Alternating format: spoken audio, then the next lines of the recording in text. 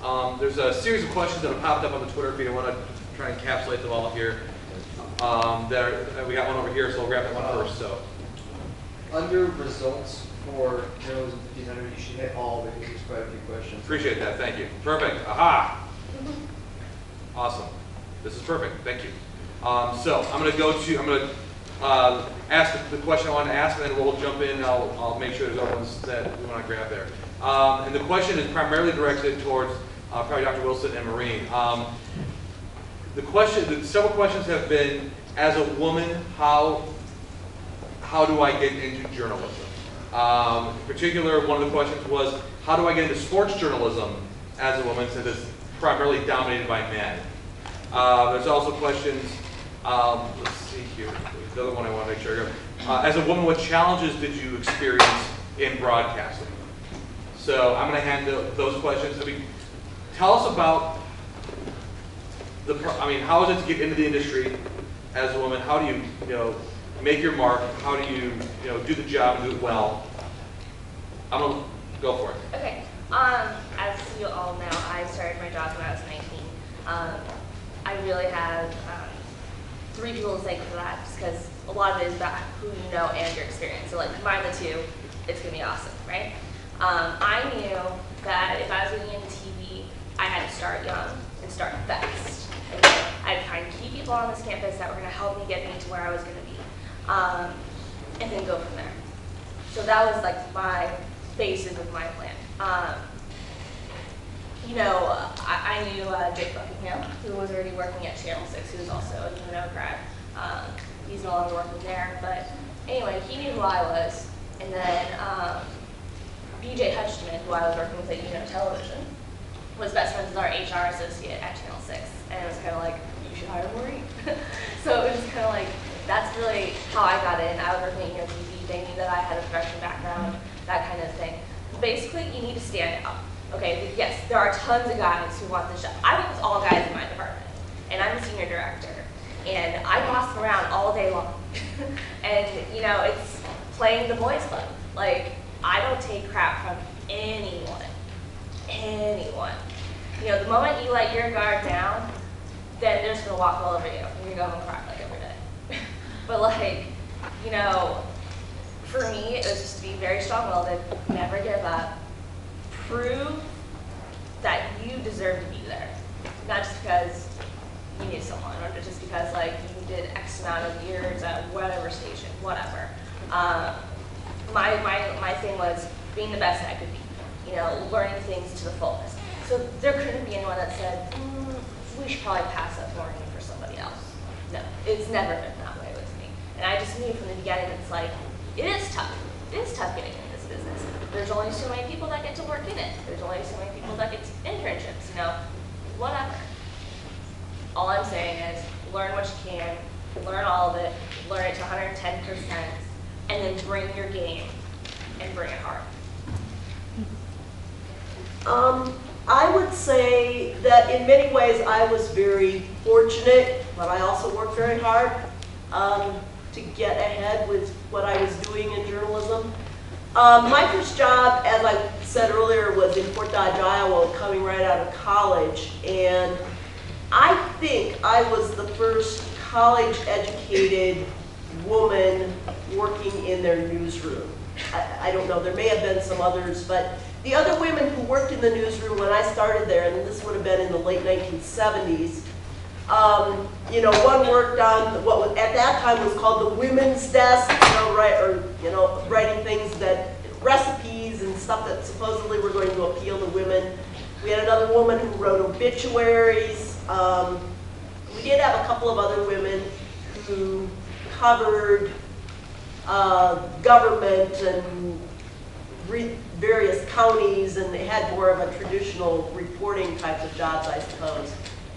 But I think I got ahead there, well, in one sense, because there were becoming more women in journalism at the time. So in some ways, people before me had paved the way, I think. But I also got ahead a lot by working very hard, as I said. I became an editor of a small daily in Marshall, Minnesota at the age of 26. and my staff was virtually all male and older than I was. And that was a true challenge. If I had known what I was getting into when I went there, I'm not sure I would have done it. But I did, and you know, through a lot of hard work and sometimes learning things the hard way, you know, I was able to succeed. Somebody asked specifically about getting into sports, I guess. I didn't cover sports, at least not ever on a regular basis. I do know a couple of women who work in the sports department at the World Herald, and even today, you know, most of their sports department is male. I think that it's probably still a situation where if you are a woman trying to succeed in a largely male field, where you just have to prove that you are exceptional and do a really good job with it. I do think there are places you can go, but you sometimes have to work twice as hard if you're a woman, I think. There's still some of that exists in the field. Two things. One, that sort of, I'll make the argument both ways. At the World Herald, well, when I started at the Journal Star, the editor of the Journal Star was a woman. At the World Herald now, my boss's boss is a woman, and her boss is a woman. I've never done this, but I think if we did a breakdown of the World Herald and tried to figure out the gender of employees, there'd actually be more women there than men. So I don't really see, as far as numbers go, I don't see there being a lot left as far as gender bias in hiring, for example, at the World Herald. Now, here's the opposite argument. Both my wife and I work at the World Herald. We have both written many things that have the potential to make people mad. When I tend to write something that makes people mad, those people tend to attack what I've written, the idea, or sort of journalism in general, right? Tabloid. I mean, there's like 5 things that people will write you nasty emails. They think they're being super original. I've seen it 1,000 times before, right? Oh, tabloid, go back to college journalism. That's a big one. Sorry, guys. You know, it's just the very obvious stuff, but never, ever personal. When my wife writes something that people don't like, she gets called the B word. She gets called the C word. I've seen this repeatedly, and it infuriates me as her husband to have to watch this.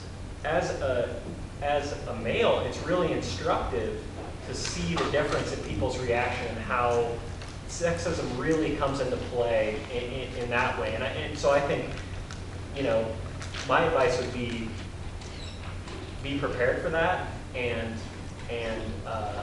you know, you really have to develop a thick skin toward that sort of thing. I mean, whether you're male or female, but I think it's worse if you're female. And that's just very briefly in television. I tell Maureen will remember me telling Sol Ben. If you're a female journalist, you could do award-winning stuff. You could win Peabodys. You could win you know, the highest Emmys, the highest awards that you can get for journalistic reporting. If you're a female, the first phone call you'll get is, "Oh, I hate the way you cut your hair. Oh, why do you wear that color? That color doesn't work for you. Oh my God, you always wear that scarf. Please get rid of it." Those are the comments that you will get as a female on the air. Huh. Yeah. Oh no, it's amazing to look through it. I don't know if any of the TV stations are doing Facebook comments anymore, because I know a couple have actually said, we're done. I mean, when Popular Science says we're no longer going to let you comment on their magazine or on their publication, you know something's gone wrong. But it used to be like if a story was written and the anchor happened to be a woman that was doing the story, nothing was about the story. Right. It was everything but the story. It was like, anyways. Yeah. Yeah, just to comment on that, I follow ESPN regularly, and the comments that you see regularly on the articles in there, if it's a male journalist, you'll sometimes see some people critiquing their credibility, but you always see it with the female writers for their website. And the best advice, and my wife actually just saw this on she hasn't bought it yet, but she's going to buy a T-shirt that the entire message of the T-shirt is, "Don't read the comments." I mean, it's not Yeah. other than That's there right. are a bunch of just horrible people that exist in the world. And they might not even be horrible people, but they're horrible people online. Trolls. So you kind of have to take it with a little bit of a grain of salt. So, on that note, yeah, go ahead. Well, my question is, with the way the social media is going, do you find it hard to develop new ways to stay current? And are you constantly trying to learn those new ways to stay current? Social media has been a huge part of my new job. I mean, I've been in a really traditional reporter's role before this. I didn't use Facebook or Twitter in any way. I used it for my own amusement, right? Now I post every column I write on Facebook and Twitter. I interact with tons of people every day, not every day, but a lot of days, especially on Twitter, readers. I mean, and we run the metrics on this sort of thing, and I need to find this out. I wish I would have found it out before I came here. But you can tell how many of your readers came to this click through Facebook, how many came through Twitter, how many came through the World Herald's iPhone app, how many came through Omaha.com, et cetera, et cetera. And so that's a big part of my job. And I think that's one of the ways that newspapers have to use that. And that's not even current. That's like current 5 years ago, right? But yeah, I mean, it's becoming a bigger and bigger part of what we do. Kind of the constant interaction is huge too.